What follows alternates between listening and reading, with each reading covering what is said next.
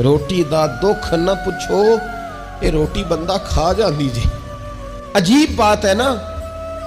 अजीब जुल्म है ना कि एक बच्चा रात को इसलिए खाना नहीं खा रहा कि उसकी मर्जी का पका हुआ नहीं,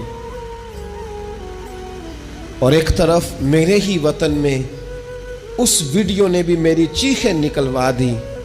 जिसमें एक बेटी, और उसकी उम्र भी बिल्कुल उतनी है जितनी मेरी बेटी की उम्र है, उससे वो साफी पूछता है, पाँव उसके नंगे हैं और पाँव पे कीड़े चढ़ रहे हैं, तो उससे पूछता है पुत्र क्या चाहिए, वो कहती है सिर्फ रोटी खानी है, कोई मुतालबा नहीं, कोई मुतालबा नहीं। रोटी दा दुख न पुछो, ये रोटी बंदा खा जांदी जी, रोटी बंदा खा जांदी।